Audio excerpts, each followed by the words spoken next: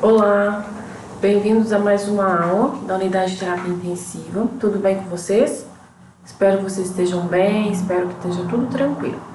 Eu tenho recebido dúvidas, respondido vocês. Toda aula eu falo isso, né, no início da aula. Não deixem as dúvidas se acumularem, vão me perguntando, tá bom? Lembrando que a gente teve, né, as nossas atividades aí até a prova, né? Eu vou fazer correção da prova e enviar para vocês. A nota, né, eu passo na secretaria, eu vou ver isso direitinho como que vai ser e dou retorno para vocês, tá bom? Hoje nós vamos conversar um pouquinho sobre o nosso sistema nervoso.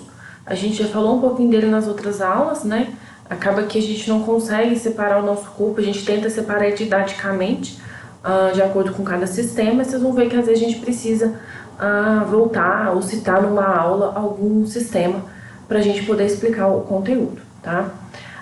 Hoje nós vamos falar então do sistema neurológico. A gente já deu uma pequena introdução em outras aulas, né? É um sistema que a gente considera primordial e visa, né, manter esse sistema o mais íntegro possível. Vocês vão ver que no CTI ele é um sistema, não só no CTI, tá, gente? Eu vou citar o CTI porque a nossa disciplina está visando o CTI, tá? Mas o sistema neurológico a gente visa preservar ele como um todo sempre. Por quê? Vocês vão ver que o paciente ele pode ter danos neurológicos por falta de oxigênio, por falta de sangue, né? Então são coisas que a gente precisa estar monitorando. E o paciente aqui, ele é um paciente instável, né? Ele demanda cuidados por longo tempo, né? A gente precisa de cuidados longo tempo. O que é isso, Ana? Longo tempo. O que você está dizendo isso? Que é muito tempo? Não, é um cuidado mais junto, né? Quando a gente está sozinho, vamos pensar no setor de internação. O paciente no setor de internação ele precisa de cuidados, né? Mas ele não tem que estar o tempo todo com a gente. A gente vai lá na hora da medicação, afere sinais vitais. Se ele tiver alguma intercorrência, a gente volta, né? Mas a gente vamos pensar numa rotina de um dia normal. Você chega no plantão de manhã, então plantão diurno. Você chega no setor, né, de internação. Você chega, afere sinais vitais, prepara as medicações, né, do início do plantão, se tiver, checa o que você tem que fazer e vai dar banho de leito, né, e depois os banhos de aspersão. Tranquilo, né, ou às vezes, né, agora na época do frio a gente acaba invertendo, dá primeiro o banho de aspersão, depois o banho de leito dos pacientes. Beleza, acabou, trocou as roupas de cama, né, aí você só vai fazer o quê? Administração de medicação e monitorização dos pacientes. Realizar um curativo, é algo mais tranquilo, tá, gente? Tô falando que é fácil, não. Tô falando que é mais tranquilo em relação ao CTI. No CTI, não. No CTI você tem que estar monitorando os equipamentos, né? O equipamento vai apitar, te avisando que tem alguma coisa errada, a gente precisa ir lá ver. A gente tem que monitorar o paciente para ver o estado dele, se está melhorando, se está piorando, né? Tem exames no CTI que são feitos com uma rotina maior, porque aquele paciente ele pode ter alterações, né? Então, tudo isso é importante a gente estar atento. Então, por isso que o sistema neurológico, a gente dá tanto enfoque nele e acaba que a gente sempre fala nele em outras aulas antes de chegar na aula propriamente dita desse sistema. Tá bom? Então, vamos lá. Quando a gente fala, né, em assistência neurológica, a gente está pensando o quê? Nós estamos pensando no paciente como um todo. Um todo o quê? O todo o sistema, né? O sistema neurológico, ele manda no nosso organismo. Como assim, Ana? Ele manda no nosso organismo. Vamos pensar que você sofreu um acidente, né, e bateu a cabeça.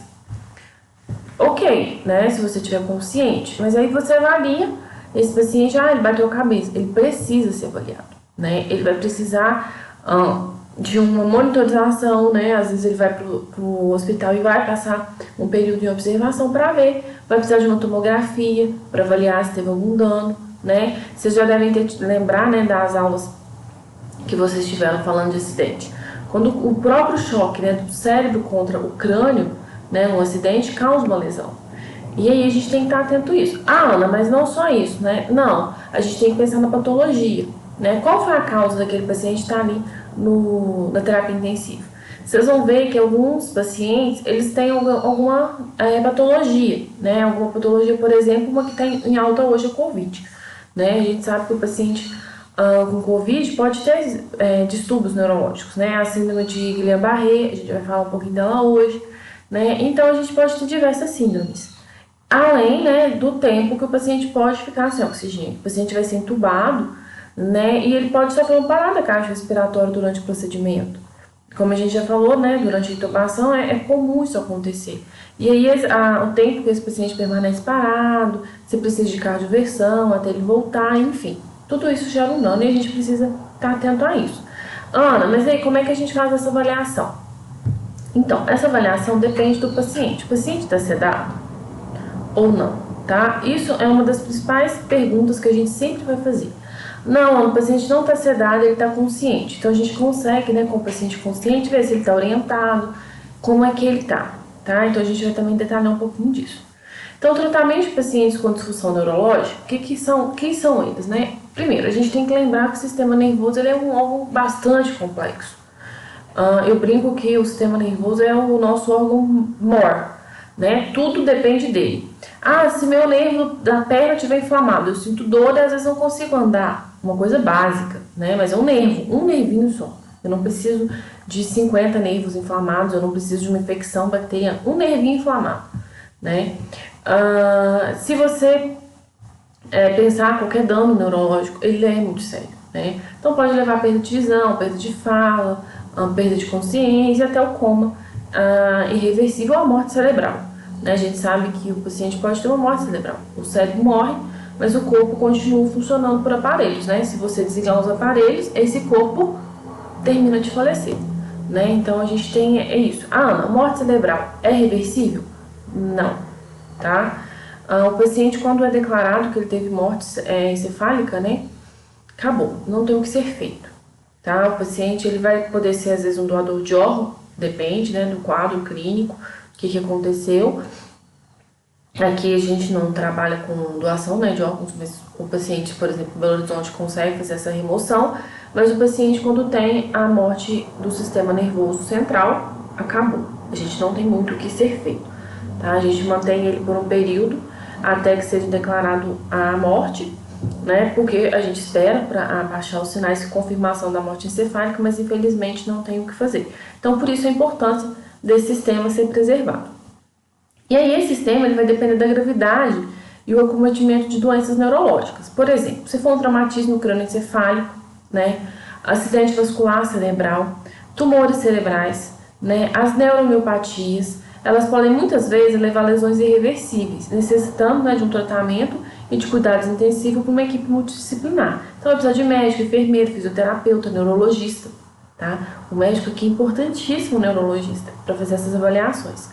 E quando a gente pensa, né, em danos, a gente tem que pensar na região acometida.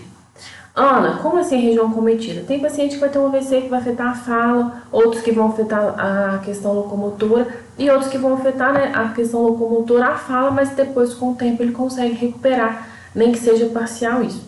Ana, dano neurológico é irreversível? Tem sequela? Nem sempre, tá? A maioria dos pacientes a gente vai ver que infelizmente ele vai ter um dano e vai permanecer aí com essa disfunção neurológica por um tempo maior, né, e alguma sequela. Mas o paciente pode recuperar 99,9% de tudo. Não vou falar que o paciente fica 100% recuperado, porque os danos neurológicos a gente sabe que eles são bem complicados, né? Mas a gente consegue aí ter uma função quase normal. E o paciente neurológico, ele fica internado, né, no UTI. Lembrando, né, que UTI e CTI a gente usa como sinônimos, conforme, né, o manual da neurologia. E ele tem que apresentar alguns sinais que necessitam aí de cuidados neurológicos.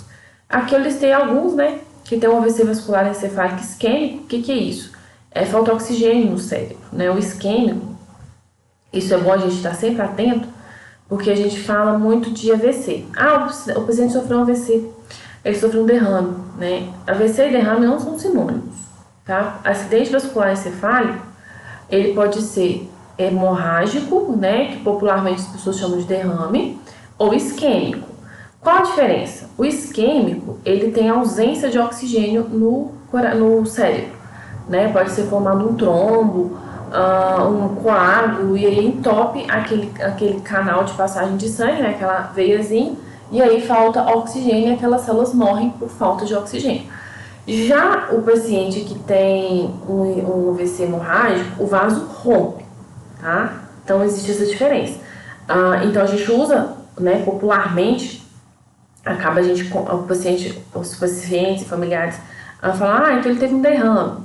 E a gente muitas vezes concorda, né, porque explica, e às vezes a gente mesmo não sabe essa diferença, mas a gente tem que estar atento a isso. O AVC, né, o acidente vascular hemorrágico, ok, é o derrame, que é o popular derrame. E o AVC isquêmico, a gente associa como derrame, né, os danos são bem parecidos, dependendo da área, se a área cometida do hemorrágico e do isquêmico for a mesma, a gente vai ver que os danos são parecidos, mas no isquêmico a gente tem um problema que é o sangue não vai ser absorvido, né? Então ali você tem uma morte celular, ele é até menos comum, vocês vão ver que o mais comum é o hemorrágico, mas ele, né, tá presente. Então a gente tem que estar atento a essa diferença. E aí no AVC, né, tá aqui AVCI, porque AVC vascular, acidente vascular encefálico isquêmico, AVCI, ele é trombolizado ou não. Como assim? Pode ser um trombo mesmo, né, uma formação de um trombo, um coágulo, que vai entupir aquele local e faltar oxigênio, tá? Ou a própria falta de oxigênio pelo organismo. O acidente vascular, ele pode ser isquêmico, né, acidente isquêmico transitório, então ele tem uma obstrução, opera, retira e volta às funções, né? Pode acontecer, se for uma área que dá tempo de ter essa isquemia transitória. Nem todos os pacientes vão ser transitórios, você vê que alguns pacientes, infelizmente, acabam tendo esse dano permanente. O hemorrágico, como eu falei, ele vai ter o derramamento de sangue, vai ter hemorragia. Hemorragia da subaracnoide, né? A gente tem as meninges aí que circundam o nosso cérebro, né? Tem a pia mater, dura mater e a aracnoide. E aí, o que vai acontecer? Se você tiver uma hemorragia nessas membranas, né? Ela acaba pressionando o cérebro, né? Então, a gente tem a hemorragia da subaracnoide. Normalmente acontece devido a um acidente automobilístico, que tem um traumatismo craniano. Estado de mal epilético é o grande mal que a gente vê na literatura, a gente quando está estudando observa esse nome, é os pacientes que têm quadros, né, de epilepsia recorrente. Pode ser por uma bactéria, pode ser por um próprio acidente, um processo infeccioso, tá? Então pode acontecer. A crise, né, miastênica, a síndrome de Guillain-Barré, eu tinha falado dessa síndrome mais cedo, né, no início da aula. Essa síndrome, ela leva o mal de perda de movimentos, né? A gente vê que o paciente chega a ter que reaprender a andar, né? É uma síndrome bem complexa, a gente tem visto ela agora com a Covid, né, acometendo vários pacientes, né? E é uma síndrome que pode ocorrer e afetando o sistema neurológico. As meningites, né, que são a inflamação das meninges, que são aquelas membranas que revestem o nosso sistema nervoso, e a encefalite, né, que é a inflamação do cérebro, que pode ocorrer aí por N fatores, né? Pode ser por bactéria, infecção, ou, enfim, vários problemas. A hipertensão intracraniana, né, e que a gente observa também, e o pós-operatório de cirurgia de epilepsia, né? E esses pacientes, eles precisam de um monitoramento, um cuidado intensivo, né? A gente precisa estar bem atento que qualquer mudança aí no parâmetro pode levar a um agravamento do quadro. Já em relação à neurocirurgia, né, a gente tem algumas patologias bem comuns. Os tumores, né, do sistema nervoso, os aneurismas, né, que são aquela bolsona de sangue que pode se romper, e a hidrocefalia e a cirurgia de coluna, tá? Aneurisma, ele não vai estar somente no nosso cérebro, ele pode estar ao longo aí da coluna cervical. A gente pode ter aneurisma na região da coluna. Tumores, né? Eu falo que tumores a gente tem que estar atento a isso porque são N tipos de tumores, né? Sistema nervoso central. Tem os de baixo grau, que são tumores bem tranquilos, são retirados se não cometer uma região muito importante do cérebro. A gente consegue fazer a remoção, o paciente fica bem. E a gente já tem outros tumores que a gente faz assistência neurológica e dá qualidade de suporte para o paciente, mas infelizmente a gente sabe que o paciente não sobrevive a esse tumor por muito tempo. Então o tumor ele vai depender da região alocada e a gravidade desse tumor. Ana, gravidade como?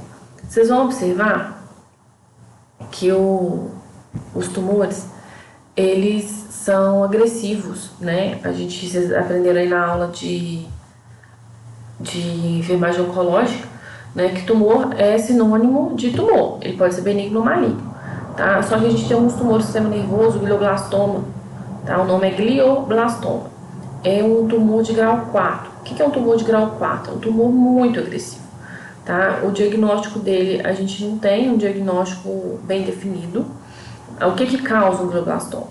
Né? A gente observa pacientes acima de 45 anos, mas a gente também vê pacientes aí com 15, 20 anos que apresentam esse tumor. É um tumor mais raro, não é um tumor frequente na população, né? Isso é bom, porque ele é um tumor intratável. O que é isso? O paciente, depois do seu diagnóstico, ele vai durar aí um ano e meio, né? E aí, o que a gente pode fazer realmente é nesse suporte e conforto do paciente. Já outros tumores, por exemplo, o paciente foi detectado com glioma. Ok, vai dependendo da região, vai retirar e, enfim, tá ótimo para viver a vida, né? Então a gente tem que estar atento a isso. E a hidrocefalia e cirurgia da coluna, né? A hidrocefalia, quando você tem líquido dentro do cérebro, faz essa remoção, e as cirurgias na coluna. O que a gente tem que estar atento, né? O paciente neurológico, a gente tem que ver o tipo de cirurgia, o tipo de procedimento que foi realizado, porque nem sempre você vai poder mobilizar ele no leito, né? Até o banho é diferente, dependendo do paciente e o grau de comprometimento desse paciente, tá? Então a gente tem que estar atento. E aí eu falei com vocês do estado de nível de consciência. Como que a gente avalia isso? Né? Eu quero saber se o paciente está consciente. No CTI, eu vou falar com vocês que é uma coisa um pouco complexa, né? Porque se o paciente é sedado, eu vou mostrar para vocês uma escalinha já como é que a gente faz essa avaliação. Mas se a gente tiver com um paciente lúcido, acordado, né? Às vezes o paciente está entubado, mas ele está acordado, né? A gente consegue, às vezes, avaliar. O paciente levanta o braço, o paciente responde comandos com os olhos, né? Ele não consegue verbalizar por causa da presença do tubo, mas ele consegue mexer braço, perna, tá orientado. Você pede, levanta a mão direita, ele levanta a mão direita. Levanta a mão esquerda, ele consegue fazer esses movimentos, né? Isso é importante. E aí, o nível de consciência, a gente vai ver o paciente em estado alerta. Quando é o estado alerta? O paciente responde adequadamente aos mínimos estímulos verbais e táteis. Você põe a mão, aperta minha mão, rapidamente ela aperta, né? Ou ele pode estar conversando, né? E aí você tem que ver se ele está orientado. Está conversando? Onde você está? Estou no hospital. Você sabe por que você está aqui? Sei, tive um acidente, né? Beleza, o paciente está orientado, sabe o que está acontecendo. Já o estado letárgico é o paciente que apresenta sonolento, né? Quando você pede para ele conversar, ele custa conversar. Quando você pede estímulo tátil, né, e verbal, apertar a mão ou falar algo, né, ele não responde rapidamente, mas ele responde. Como assim, Ana? Levanta a mão direita. Seu João, levanta a mão direita para mim.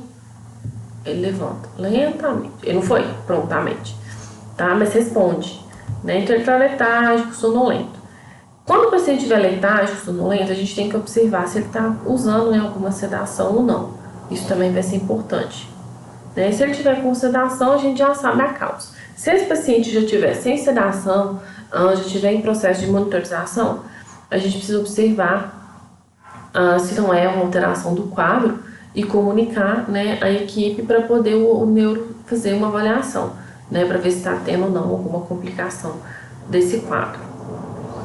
O estado de obnubilação, né, é quando o paciente ele apresenta desorientado aos estímulos sensoriais mais profundos. Então você tenta conversar com o paciente, ele não dá bola, você tenta estimular ele, não consegue. Então ele consegue levantar a perna, levanta o braço, mas de uma forma desorientada, né? Você não tem um paciente acordado e orientado, né? Ele está totalmente ainda desorientado, né? Ele às vezes fica agitado, agressivo, tá? Então a gente tem esse estado aí e tem que observar esse paciente, né? Porque ele pode mudar para um estado de torpor ou coma rapidamente, né? O estado de torpor é quando o paciente não responde verbalmente ao estímulo doloroso, né? Apresenta-se movimentos inespecíficos. Então, se você apertar, ele tem um movimento de retirada mesmo para a dor inespecífica. Ele não leva a mão no local da dor. Se você aperta a mão dele, ele não te dá um retorno, tá? Então, é torpor.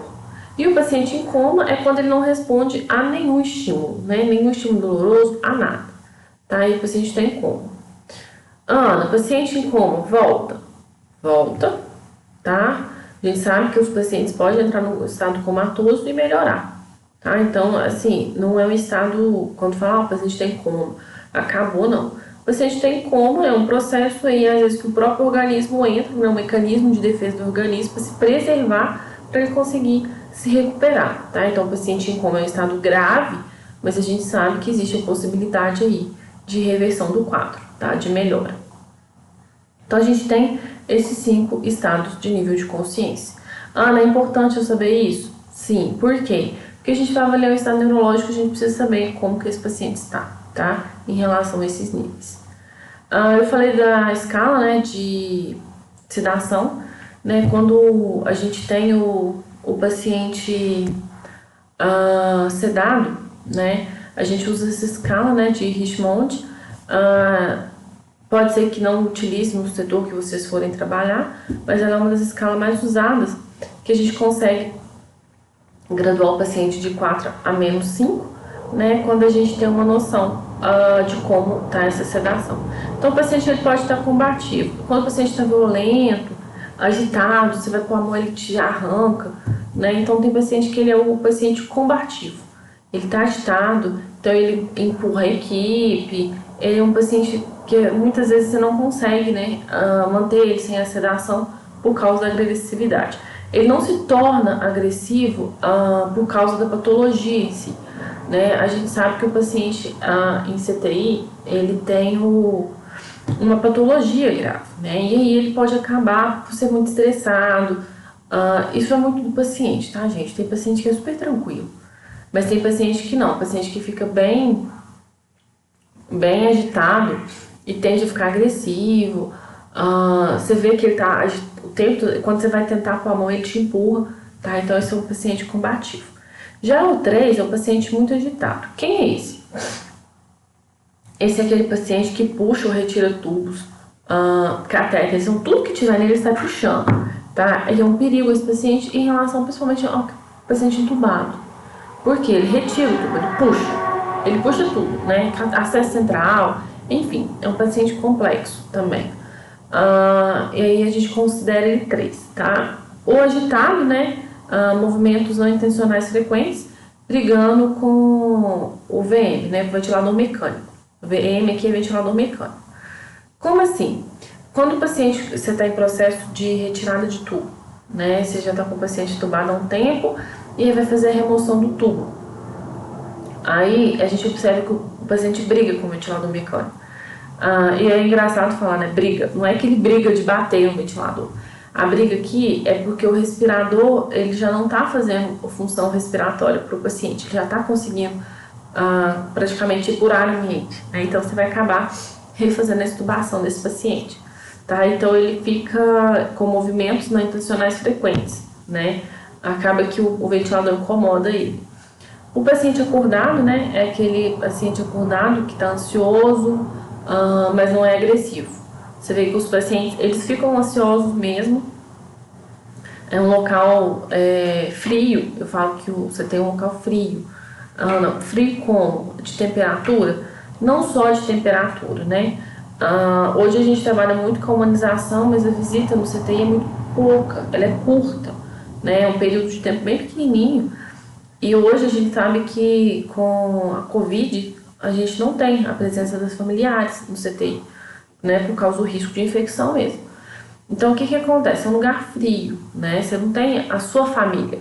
Você está na mão de pessoas estranhas que mudam a cada 12 horas, né? Então a cada 12 horas está na mão de uma equipe, né? Por mais humanos que a gente seja, eu falo que a gente tem que se colocar no lugar do outro.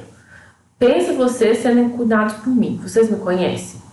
Não, né? Vocês conhecem a Ana professora, mas vocês não me conhecem, não sabem minha índole, não sabem meus princípios, não sabem minha religião, tá? São coisas que a gente tem que pensar pro paciente. Ana, mas a religião importa? Importa, a fé do paciente importa. A gente não julga, né, a minha fé pela sua fé, né, como paciente, mas isso importa, né? Para o paciente isso é importante. O meu acolhimento, como vai ser o meu acolhimento com ele? Se ele vier me falar que tá com dor, como que isso vai ser? Tá? Então, é um paciente que tá acordado, né, mas ele permanece ansioso, mas ele não é agressivo. Você vê que ele tá ansioso, mas ele não é agressivo. E a gente tem o paciente alerta e calmo, aquele paciente tá tudo bem. Tá tudo bem? Tá.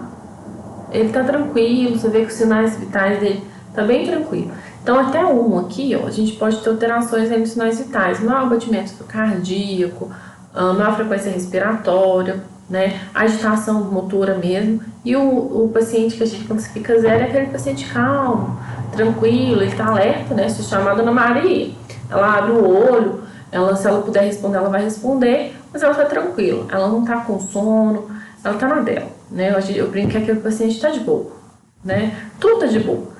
Ele não tem um estado muito ruim. Já o torposo, né, o -1, é quando não está completamente alerta, né? Você tem abertura ou contato ocular ou chamado, né? Você chama, né, Dona Maria, ela leva uns 10 segundos para abrir o olho. Então, quando você chama o paciente, Dona Maria, ela já abre o olho, ok, Dona Maria. Aí você pensa, 1, 2, 3, ela abre lentamente naquele olhão, né? Já está em alerta. Tá? E aí é um paciente torposo. Paciente com sedação leve, ele desperta brevemente, né, em contato ocular ou chamado, por menos de 10 segundos. Então ele abre o olho, te olha e apaga. Tá? E não tem uma abertura ocular de ficar aberto te olhando, né? Ele abre e apaga, tá? Então aquele paciente que está acordado e apaga. Rapidinho. Sedação moderada, né, quando tem movimento ou abertura ao chamado, mas não tem contato ocular. Você chama, né, Dona Maria, ela abre o olho, mas olha pro teto, ela não te olha nos olhos, né, é uma sedação já moderada. A sedação profunda, né, é quando o paciente não tem resposta ao chamado, nenhuma abertura ocular, nenhuma estimulação física, né, então ele tá apagadão. E a responsivo, né, quando não tem resposta, é quando você não tem nenhuma resposta, ausência de resposta ao chamado ou estimulação física. O paciente não tá morto não, tá, gente? Aqui ele não tem resposta, totalmente apagado, tá? Ele não tem chamado, mas ele tá com uma sedação profunda. E aí a gente vai avaliar, né, o uso de medicamento. Tá com sedação, não tá com sedação? Hoje, a gente sabe que o paciente com Covid, ele fica sedado, né, quando ele tá no CTI. Muitas vezes ele permanece um bom tempo sedado. Por quê? Né? Porque o tubo é um incômodo, né? A falta de respiração é outro incômodo, né? E o medo, a gente vive um medo, né?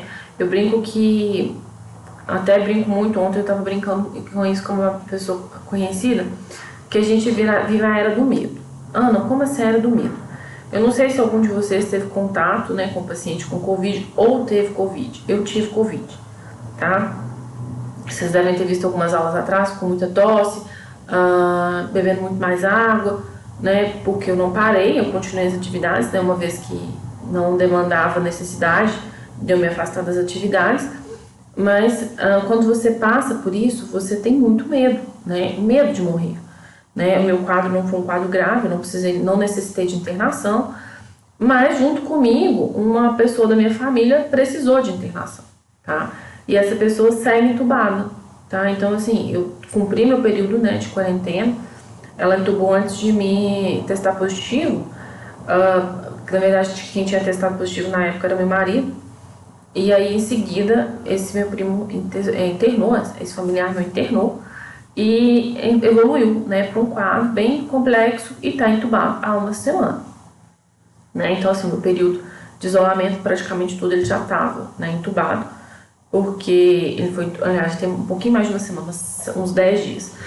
E aí, o que acontece? É um paciente que sofre com essa ansiedade, né? O medo de morrer, né? Eu falo que hoje, a gente vive esse medo, né? Qual vai ser a minha reação? Né? E a gente vai ver que tem doenças que a gente nem consegue avaliar. Ana, mas como que vai ser a minha resposta? É complexa, tá? Do mesmo, eu brinco que é igual um acidente. Você não sabe que você bateu no acidente, né? Você vai descobrir com o tempo ali naquele cuidado que você vai estar recebendo, tá? Então, por isso, eu brinco que a gente tá numa era do medo, né? É tudo muito novo, é tudo muito diferente. E vocês, quando forem já para a prática, vocês vão observar isso, né? Não sei se vocês cuidam de idosos Alguns eu sei que já me procuraram, me contaram a experiência, falaram um pouquinho até de como que é os cuidados, né, que presta, como é ficar com o paciente. E é isso mesmo, né? Vocês vão ver que tem pacientes que são super tranquilos, né, em casa, e outros já não são tão tranquilos. O que vai mudar isso, né? Ana, você está falando de casa, CTI. Eu estou mostrando para vocês que nem todos os pacientes vão ser iguais, né? Mesmo que sejam pacientes tranquilos, né? Seja no CTI ou seja em casa, os pacientes eles vão ter vários momentos. Essa escala de sedação vai ser mais para o paciente mesmo sedado, tá? Que vocês vão usar, a gente não vai usar em uso domiciliar, mas a gente observa isso, né? O medo. Isso importa, Ana, esse medo? Importa, tá? Esse medo é do novo, esse medo do que vai acontecer importa, tá? A gente chega às vezes níveis de ansiedade bem, observar no paciente níveis de ansiedade bem alto, né? Por causa do medo. E às vezes a gente precisa conversar, explicar para o paciente, mas o paciente está entubado, conversa, tá? Vocês devem ter acompanhado aquela luvinha, né, que os enfermeiros fizeram, de água, né, morna, e aí põe uma luvinha por baixo, por cima e a mão do paciente no meio. Faz isso. É o contato humano, né? A correria às vezes é muito grande e a gente esquece esse lado humanizado que precisa ter, tá? Vocês estão formando, vocês estão sendo, né, futuros enfermeiros e vocês precisam de ter esse lado humanizado, tá? Principalmente paciente neurológico. Por quê? É difícil? Imagina você com uma equipe totalmente desconhecida, né? E as pessoas que eu vou falar, vocês não sabem nada sobre a equipe. Você vê o médico te olha, receita, e aí?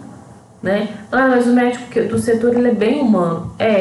Mas ele ainda é um estranho para o outro, né? Então a gente tem que pensar nisso. A gente ser humano é uma coisa normal, ou deveria ser, né? Mas o outro ainda vê a gente como estranho, então a gente tem que estar atento a isso. E aí a gente vai avaliar também o nível de consciência de acordo com a escala de coma de Glasgow. Ana, como assim? 2018 ela foi atualizada, né? A gente já falou dela numa aula anterior. A escala de coma de Glasgow é um instrumento prático, né, para avaliação da mudança do nível de consciência. E ela baseia em 3 parâmetros, né? A reabertura dos olhos, a resposta motora verbal e a resposta motora, né? Paciente entubado, eu vou avaliar a resposta verbal? Acho que a resposta tá bem aí, né? Não, o paciente não te fala, oi, tudo bem? Ele tem um tubo, né? Mas a gente vê a resposta motora dele, pisca pra mim, sim. Então a gente sabe que ele consegue, né? A gente consegue avaliar essa resposta, tá? Ela foi atualizada em 2018, ela é fresquinha. Mas 2018 já foi alguns anos atrás. Mas quando eu graduei em 2015, essa escala aqui, ela morria aqui, ó. Nessa linha verde aqui, ó, de trauma leve, trauma moderado. A gente não fazia reação pupilar, tá? Mas agora a gente tem ela. E aí, o que a gente avalia, né? De 1 a 4, abertura ocular. O que é abertura ocular? O paciente abre o olho espontaneamente? Espontaneamente é sem eu chamar, tá? Sem ter barulho nenhum. O paciente já tá acordado, olha para os lados, vê o que está acontecendo. Ou o paciente só abre quando tem um estímulo sonoro. Eu chamo, bate alguma coisa, caiu alguma coisa, ele abre o olho, né? Ao estímulo de pressão, quando você precisa fazer uma pressãozinha aqui no externo, apertar ele para você ter essa abertura. E é um estímulo nenhum, né? É quando ele não abre. Você chama, ele não abre, você faz estimulador, nada, ele abre. Resposta verbal. O paciente está orientado? E aí, eu vou repetir. No CTI, se o paciente estiver entubado, a resposta verbal é complexa. Você não vai ter como avaliar, né? Porque o paciente não vai te falar, oi, tudo bem, né? Eu tô com um tubo. Eu não consigo falar com o tubo, né? O tubo, ele fica enfiado, né, na boca, desce pra traqueia e tem um bolonete. Então, assim, é impossível o paciente conseguir, às vezes, verbalizar. Às vezes ele tenta, tá? Principalmente quando já tá no processo aí de extubação, que é a retirada do tubo, né? Tá baixando os parâmetros do ventilador mecânico. A gente observa que o paciente, às vezes, tenta, né? Tanto que a gente fala, calma, deixa eu tirar o tubo, tá evoluindo, assim que acabar, você vai voltar para o ambiente para você conversar, mas calma, porque o paciente às vezes ele quer conversar e não é possível. né? Então, resposta verbal, paciente entubado, a gente não avalia. Mas se o paciente não estiver entubado, a gente vai tentar, né? E aí, tudo bem? Tô orientada. Oi, tudo bem? Sabe que dia que é hoje? Às vezes o paciente fala, sei, tal dia, né? E a gente vê isso. Confuso, né? O paciente, quem é você? Onde que eu tô? É um paciente confuso. Verbalização, palavras soltas, né? Ele não fala nada com nada. Oi? Aham. Tudo bem? Quero. Né? O que eu tô falando? Né? São palavras soltas. Verbalizações. Oi? Você tá bem? Né? É só sons. Ou nenhum. Tem paciente que não emite nenhum som. Resposta motora, né? Vai ser quando obedece a comandos. Você pode, o paciente mesmo entubado, você consegue, né? Levanta a mão, oferece estímulo, né, para ele. Quando ele não obedece nenhum comando, você aperta a mão, ele localiza o estímulo, tenta retirar a mão, por exemplo. Flexão normal, né? Ele dobra normalmente ou anormal, né? Ele não tem uma coordenação. E a resposta nenhuma, né, motora, quando você não tem nenhuma resposta. E aí a gente faz a soma, né? Se o paciente tiver de 3 a 8, ele teve um trauma grave neurológico. Se ele teve de 9 a 12, um grau moderado, de 13 a 15 é leve, tá? E aí, assim que a gente tiver essa soma, a gente faz a reação pupilar, né? Que é jogar a luz e ver a reação da pupila. Se ela for, né, bilateral, as duas pupilas reagiram à luz, você não tira nenhum ponto. Se o paciente for com a pupila só reativa, a gente tira um ponto. E as duas pupilas não reativas, a gente tira 2 pontos, tá? E aí, né, eu brinco que no trauma grave, se o paciente tá em 3, você tira 2, sobrou 1, provavelmente esse paciente vai morrer, tá? Ana, provavelmente por quê? Gente, a gente nunca fala que o paciente vai morrer, tá? Por quê? Você não sabe o quadro clínico pode ser revertido, né? A não ser que o paciente tenha morte cerebral, pensando neurologicamente, ainda tem chances. Ana, mas a gente vê que a maioria morre. Mas aquele pode ser o rumo da minoria, tá? Então, eu brinco que a gente não pode ter o senso de vai morrer, tá? Todo mundo vai morrer, né? Eu brinco quando me perguntam, às vezes o paciente pergunta assim, meu familiar, o familiar perguntando, o paciente está muito grave, ele vai morrer? Vai, todos nós vamos, né? Então a pessoa tem que pensar nisso, né? Não perder a esperança, tá? Quando a gente está pensando no paciente neurológico, o quadro neurológico ele é muito lento, né? A evolução de um quadro neurológico ele não é rápido, não é igual uma criança. Eu brinco que o sistema nervoso não é uma criança que consegue rapidamente ativar e voltar ativo, né? Crianças se recuperam muito rápido. O nosso sistema nervoso não é uma criança, ele é lento, né? Eu falo que ele é recuperação de um idoso. Ele vai aos passos lentos, gradativamente, né? É uma recuperação mais lenta, mas possível, né? Então, não... Aqui é mais pra gente ter uma noção de monitorização mesmo do paciente.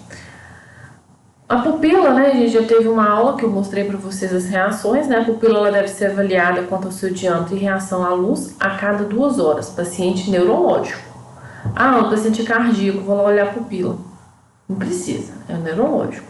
Essa informação ela tem que ser registrada, né, em campo específico no controle do paciente crítico. Tá? A gente tem um controle ali bem rigoroso.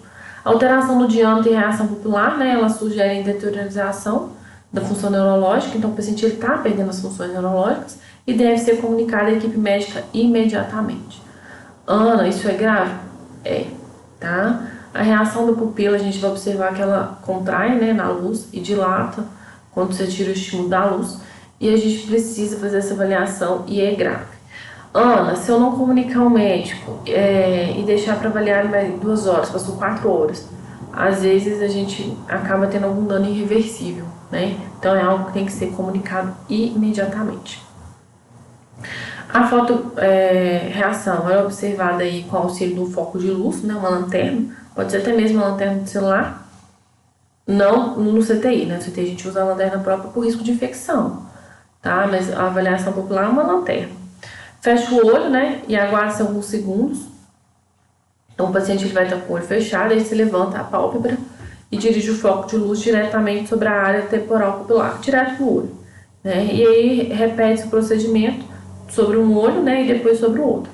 E a gente observa, né, que quando o foco de luz está sobre a pupila, ela faz a constrição, ela fecha assim, ó, com essa imagem aqui, né? E aí, depois que você retira, ela dilata novamente. Ela não vai dilatar para esse nível aqui, ó, tá?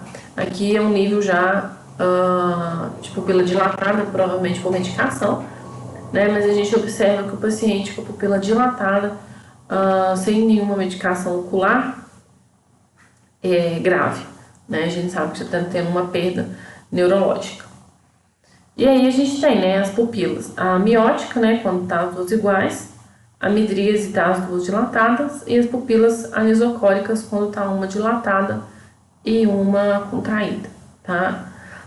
Ana, fiz avaliação, registro, sim. E depois, comunica o médico. Teve alteração das pupilas, comunica o médico. Se teve melhora, comunica. Se teve pior, comunica, tá? A melhora também tem que ser comunicada, sim, né? Porque aí ele vai fazer uma avaliação neurológica para ver se está tendo alguma evolução ou se foi só uma reação pupilar mesmo, tá? Então isso é importante. Avaliação do padrão respiratório, né? O paciente de ventilador mecânico, a gente vai avaliar os padrões do ventilador, né? Ele consegue trazer pra gente a ventilação, né? E oximetria de pulso, né? Ver se esse oxigênio realmente está chegando aos tecidos. Ana, mas precisa? Vocês vão ver que a gente faz a gasometria, né? Com o paciente em ventilação, para avaliar, né, a questão do sangue. Na aula passada a gente falou desses parâmetros, para ver pH, como que está reagindo, tá? Porque a gente observa que isso é importante para manter as funções neurológicas. Se você não tem oxigênio e nutrientes, suas funções neurológicas não serão mantidas. Então, o paciente deve ser avaliado quanto à frequência, né, respiratória, o ritmo e amplitude, pois alterações no nível de consciência podem desencadear anormalidades respiratórias. A gente sabe que o paciente pode ter, né, danos. Evitar aspirações endotraqueais longas, tá? O paciente neurológico, a gente evita a aspiração longa para reduzir, né, o risco de hipóxia e agravar a lesão cerebral. Ana, mas está muito secretivo, o que que faz? Faz aspiração? Faz, tá? Mas ela é mais curtinha e a gente tem que ter um cuidado maior por causa do risco mesmo aí de danos cerebrais. A manutenção da oxigenação, ela vai evitar, né, a hipercapnia. O que que é isso? A baixa de cálcio e a hipóxia, né, a ausência de oxigênio e o aumento, né, do cálcio. Tentar alterações de pressão arterial, tá? Por quê? A pressão arterial, ela tem que ficar aí na pressão média, né, que vai de 110 a 120. Se essa pressão cai, o que que acontece? A circulação do sangue pode ser inadequada, né? Então não vai adiantar você ter uma respiração adequada se você não tem uma circulação adequada, né? Você precisa de ter uma oxigenação e uma circulação para que esse corpo funcione adequadamente. O controle da pressão arterial, ela é particularmente relevante, né, no paciente sedado, porque ocorre muita hipotensão iatrogênica, né? É uma hipertensão, hipotensão, né, uma baixa da pressão por causa da própria sedação. Então a gente às vezes precisa entrar com o uso de medicação para subir essa pressão. Ana, mas e aí? Se tirar a sedação? Então, vai avaliar o risco-benefício. Se você tira a sedação do paciente, ele vai conseguir responder? Ou se você tirar a sedação, você vai ter uma complicação do quadro, tá? Então é importante a gente estar atento a isso. Manutenção da temperatura corporal, né? Focos de febre ou baixa, né? A gente tem que avaliar. A gente observa que a temperatura do corpo é mantida, né? Devido ao equilíbrio entre a produção e a eliminação de calor, né? A gente tem esse controle no nosso corpo, né? Bem adequado, bem tranquilo. O calor é gerado, né, por processo metabólico, isso é normal do nosso corpo e é distribuído no organismo, né, pelo sangue através dos vasos sanguíneos. Então, o nosso corpo ele se mantém, né, quentinho. Vocês vão ver no frio que a gente tem as mãozinhas às vezes frias, aí a gente acaba aquecendo. Sempre tentar aquecer antes de tocar no paciente, para a gente não ter a falsa sensação que o paciente está quente, tá? Muitas vezes a gente vai com a mão gelada, agora no inverno é até complicado, eu falo que a gente tem que ficar assim quase que o tempo todo esquentando para não pôr a mão geladinha no paciente. porque isso acaba dando uma sensação ruim para o paciente e a falsa sensação de temperatura elevada, tá? O que vale é a temperatura do termômetro. Ana, mas eu pus e estava quente, sua mão estava fria, tá? Não existe essa sensação, eu pus a mão, o paciente estava quente.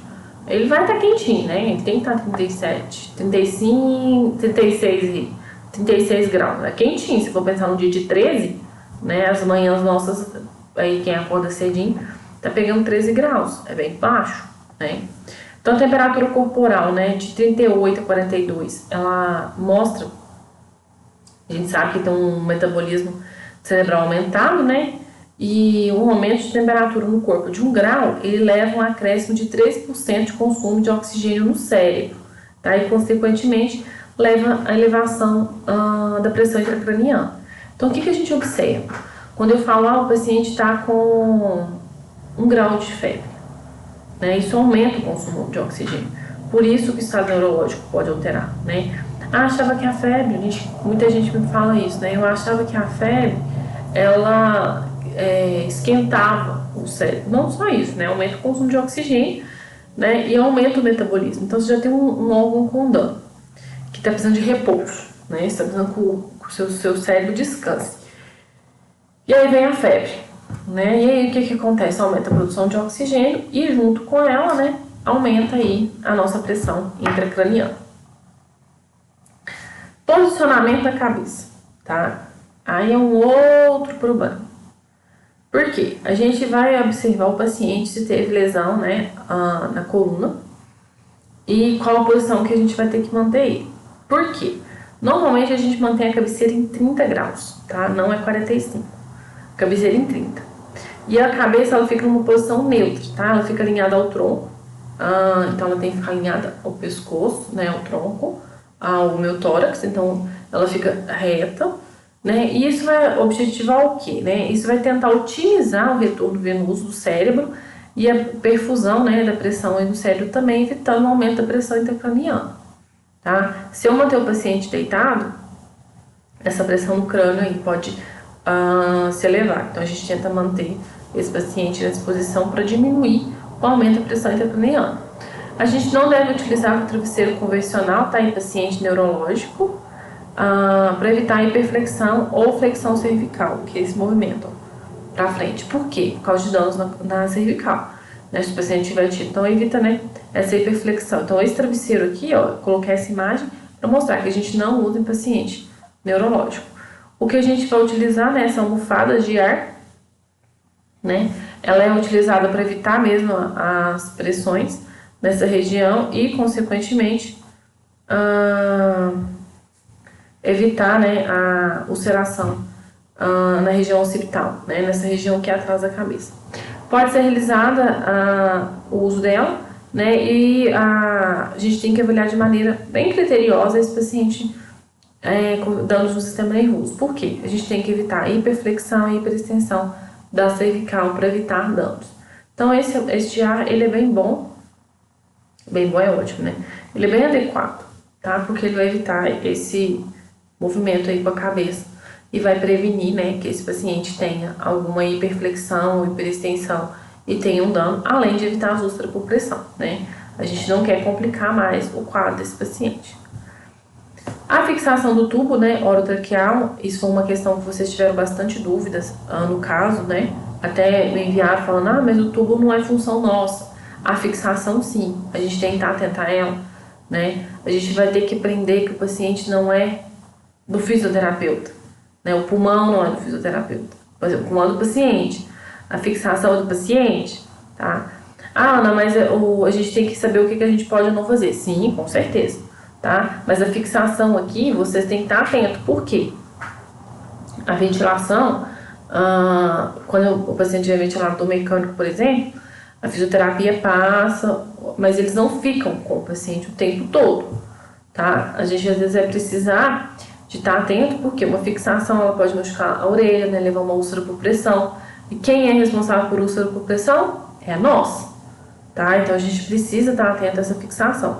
Então, mas a fisioterapia que vai cuidar dessa parte.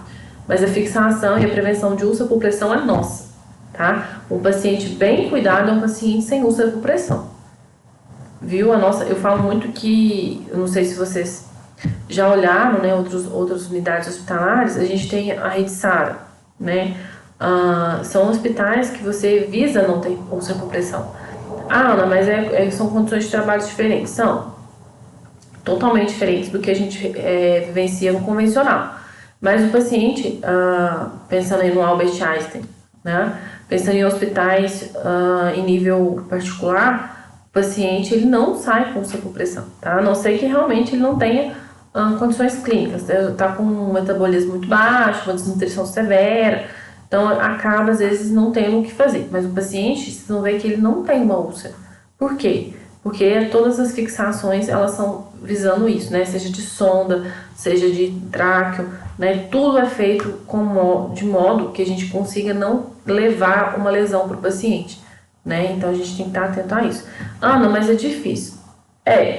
Eu não vou falar para vocês que é fácil não, tá? O paciente desenvolve úlcera por pressão no dia de um plantão, né? Você chega de manhã, ele tá bem, à tarde ele já tá com uma bolha vermelha ali na região do calcâneo, né? No calcanhar, por exemplo, tá? Então é bem difícil, mas a gente tem que estar atento a isso. E a fixação do tubo orotraqueal não é diferente, tá? Por quê? Porque ela acaba, né, aqui ó, na região da orelha, pressionando, tá? E no pescoço. O que eu tenho observado, né? Eu falo muito para vocês o seguinte: observe vocês de máscara.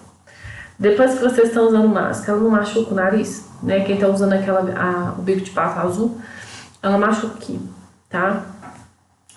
Quem está usando que não é de amarrar, se você amarrar ela de uma maneira inadequada, vocês vão ver que machuca aqui a região da orelha, ó. Essa regiãozinha aqui dói, tá? Então, a gente tem que estar atento a isso.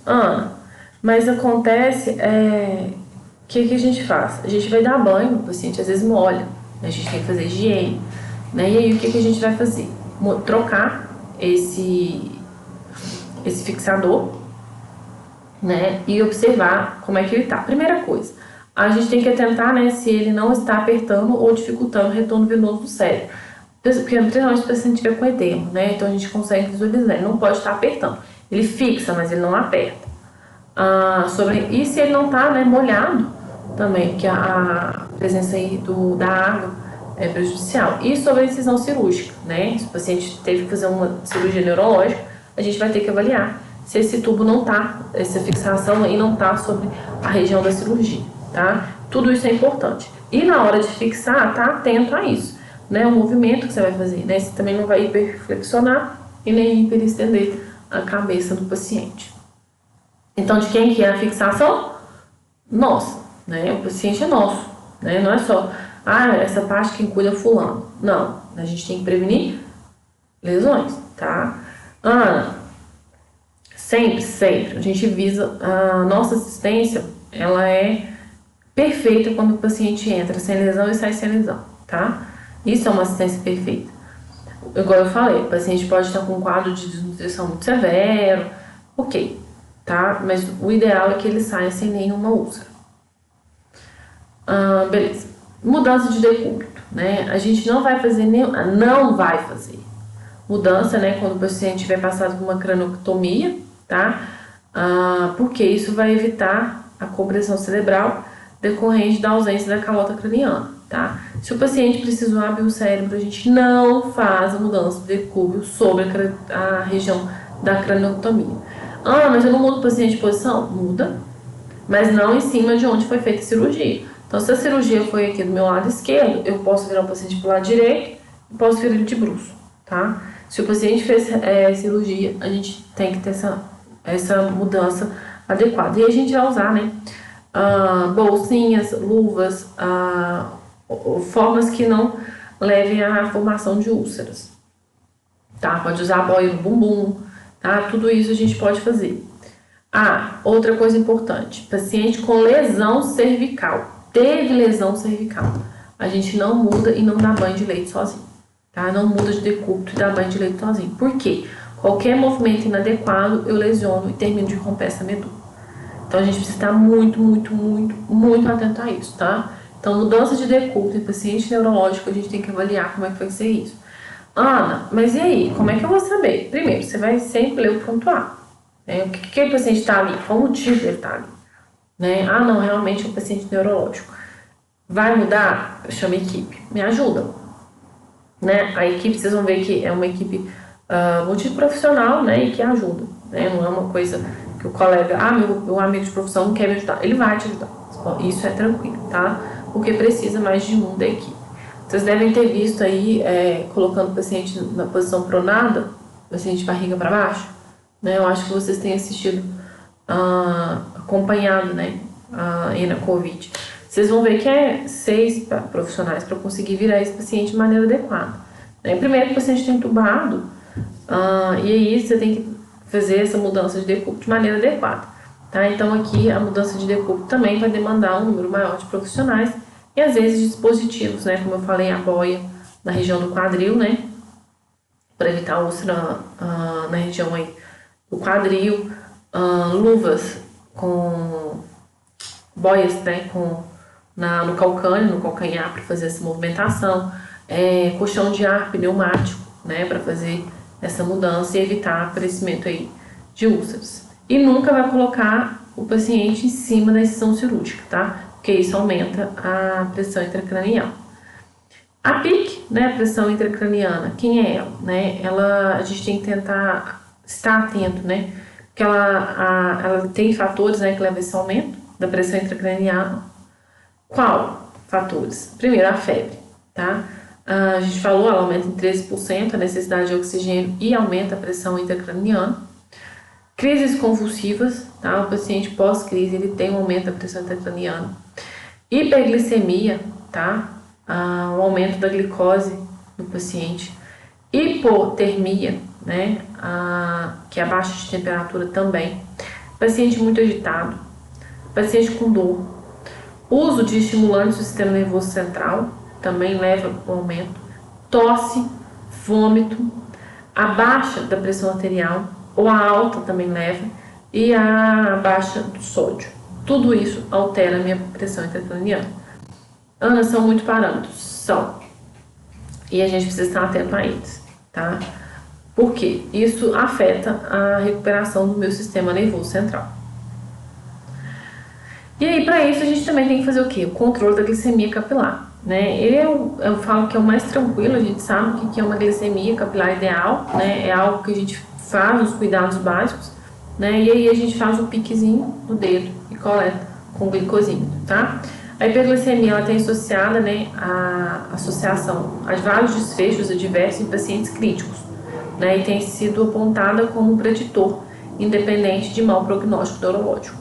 A gente sabe que se o paciente tiver com uma hiperglicemia, um aumento da glicose, isso é um mau prognóstico, tá? Para o cérebro.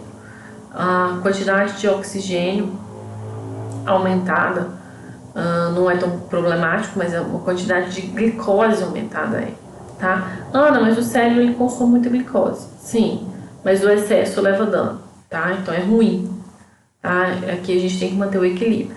Qual a maior dificuldade do paciente neurológico? Manter o equilíbrio. Né? A gente vai ver que aparece picos de febre, a glicemia às vezes cai muito ou sobe muito, tá? A pressão também altera, então a gente tem que estar bem atento a isso. O ideal, né, é que a glicemia esteja no valor normal, e a gente sabe que a hiperglicemia ela é definida como uma elevação transitória que vai acima de 200 mg por decilitro, né? E tem como causa, né, um aumento do nível do cortisol, glucagon e epinefrina, tá? Então ela vai aumentar esses 3 hormônios, né? E isso leva problemas aí no cérebro. O aumento das catecolaminas circulatórias, né? Ela também vai causar não só a hipertensão craniana, né? Como uma resposta cardiovascular hiperdinâmica. O que é isso? Vai aumentar, né, a demanda de oxigênio do cérebro, mas também uma elevação aí dos níveis de glicose. Então a própria hipertensão ela pode levar a um aumento do nível sérico de glicose. Então o que a gente está vendo? Né, que o paciente, se tiver uma desregulação de um parâmetro, ele pode levar à mudança de outro parâmetro, né? Então, se teve uma hipertensão, né, intracraniana, ela pode ser uma resposta aí a aumento da necessidade de oxigênio, mas também pode ser uma elevação do próprio nível de glicose, né? Então, não só uma demanda de oxigênio, mas também uma elevação aí da glicose, que não era necessária para o cérebro. Outro fator é o balanço hídrico, Como que a gente faz o balanço hídrico? A gente monitora, né, tudo que é dado para o paciente e tudo que é eliminado. Esses pacientes tendem a ficar com sonda vesical de demora dentro do hospital, né, na região ali do CTI. Por que, Ana, que o paciente vai ficar com sonda? Porque você não consegue ficar trocando fralda desse paciente toda vez que ele urinar, né? E a presença de urina, a gente sabe que causa danos. Quais danos? Né? Ferida, assadura, né? Irritação na pele. Então a gente sonda o paciente e monitora a quantidade de air que está saindo, né? Então a gente sabe através da urina o quanto está perdendo. Então, pacientes com lesões cerebrais comumente apresentam distúrbios no nível sérico de sódio, tá? O que altera a reabsorção de água. E aí é fundamental a gente monitorar, né, a pressão vascular central e o débito urinário a cada 2 horas. Então a gente avalia esse paciente a cada 2 horas em relação à quantidade de líquido que ele está perdendo, né? E aí no final, né, do dia fazer esse balanço para ver quanto foi que ele ganhou e quanto foi que ele perdeu. Além disso, a gente tem que fazer a monitorização, né, periódica do nível sérico de sódio. Por quê? Porque a gente tem que avaliar a hipernatremia, né, se está tendo um aumento aí de sódio. E aí a gente observa pele seca, sede, taquicardia, agitação, confusão mental, estado comatoso e colapso circulatório. Como assim? A gente vai ver que o paciente que apresenta, né, uma elevação do sódio, ele pode ter essas alterações, tá? E quando o paciente tem uma baixa de sódio, ele vai ter o quê? Fraqueza, cãibra, dor muscular, hiporreflexia, hipotensão, taquicardia, dores de cabeça, letargia, confusão mental e até coma. Tá? Então, o excesso, ele leva um colapso circulatório que pode agravar o quadro neurológico e a baixa dele leva a confusão mental e até o coma, tá? Então, ou seja, o sódio a gente tem que controlar aí como é que ele tá. Ana, se estiver baixo, a gente vai, né, normalmente vai ser prescrito para ele uma solução com uma concentração maior de sódio, e se estiver alto, a gente vai tentar baixar esse sódio, tá? E isso afeta na minha liberação de líquido. Paciente que já está com dano neurológico ainda reter líquido, também é um problema, porque também afeta o quê? A pressão intracraniana. A gente falou da pressão intracraniana, né, que é um aumento, e ela pode ser causada aí pela diminuição da perfusão do cérebro, né, ou seja, a redução da quantidade de sangue que está chegando, tumefação, né, o edema, junto com o deslocamento de tecido cerebral, né, por abertura do cérebro, né, por quê? Porque às vezes você precisa abrir para fazer uma cirurgia e ainda pode ter herniação. O que é isso? É quando o cérebro sai pela fissura onde foi feita a cirurgia, né, e esse evento pode ser fatal. Então, por isso que a gente não fica mobilizando esse paciente, não fica mexendo, né, tenta manter ele no repouso, por causa desses riscos. E aí, qual que é a pressão intracraniana ideal? Bem, primeira coisa que vocês têm que saber, ela é variável. Como assim? Vocês vão ver que com a idade, a pressão intracraniana muda, né? Em lactentes, né, ainda tá, crianças que estão mamando ainda, bem novinhas, a pressão intracraniana vai de 8 a 10 milímetros de Hg. Já com crianças maiores e adultos, vai variar aí valores inferiores a 15 milímetros de Hg, tá? Então, a hipertensão intracraniana, né, a pressão elevada no crânio, ela vai ser considerada quando ela estiver acima de 20 miligramas de mercúrio e persistir por mais de 20 minutos em adultos, tá? Então, o parâmetro para adulto é quando ela for acima de 200 miligramas e ela permanecer aí por mais de 20 minutos, tá? Isso é que vai caracterizar uma pressão intracraniana elevada. Ana, beleza. E aí? Tá, primeiro, a gente agora tem que lembrar... Opa, tô me diminuindo aqui. A gente tem que lembrar da prevenção de infecção, tá? Relacionada à assistência à saúde. Além de tudo que vocês aprenderam, né, de monitorização do paciente, então a gente falou, né, até agora, um montão de parâmetros que vocês têm que estar atento, a gente também tem que estar atento aí a precauções padrões, né? A gente deve ser dotado de medidas que vão assistir o paciente, manusear equipamentos e realizar assistência vocês também têm que estar atento aqui. A higienização das mãos, né? Qualquer infecção para esse paciente é grave. Utilização de barreiras e equipamentos de proteção individual, tá? De acordo com o nível de exposição a fluidos que você vai ter contato, seja orgânico ou corporal. Limpeza e desinfecção de materiais e equipamento rigorosa, né? Prevenir acidentes com pérfuro cortantes, né? Sempre descartar esse pérfuro cortante de maneira adequada. Manusear adequadamente resíduos e materiais biológicos e as roupas utilizadas.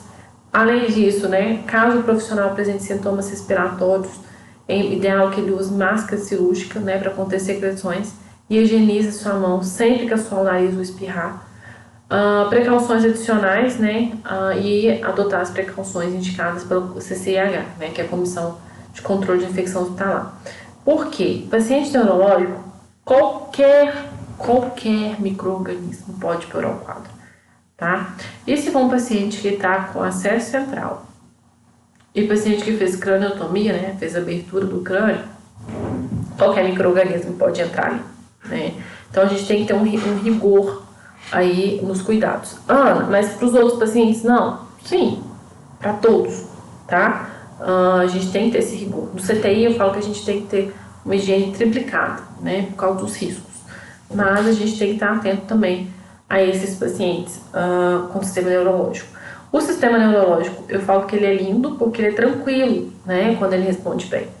Mas danos também são bem graves, então a gente tem que estar com muito cuidado em relação a isso, certo? Então essas são as nossas medidas para o sistema neurológico e agora a gente vai para a nossa atividade.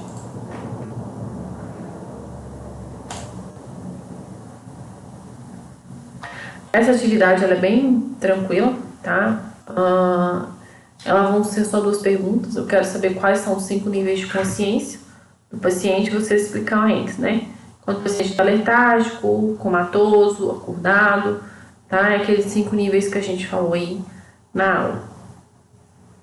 E citar, né, tipos de cuidados que devem ser realizados com o paciente que apresenta um quadro que necessita de assistência neurológica. Né, eu falei da assistência respiratória, falei da assistência cardíaca, falei da assistência de glicemia capilar, ventilador mecânico, né? Então a gente falou de várias assistências, ó. Balanço hídrico, controle de glicemia, posição da cabeça, fixação do tubo, né? Ou posição do corpo, todas essas são tipos de cuidados que a enfermagem tem que ter. E eu quero que vocês cite 2 tipos, né? E explica ele aí pra mim, né? O que seria esses cuidados, certinho? Se tiverem dúvidas, como eu sempre tenho falado com vocês, é só me chamar, tá? É bem tranquilo, me chama no WhatsApp ou no e-mail, que eu vou tirar e esclarecer as dúvidas de vocês, tá bom? Então, tenham uma excelente semana, né? E espero que vocês não esqueçam de mandar as dúvidas, tá bom? Boa atividade.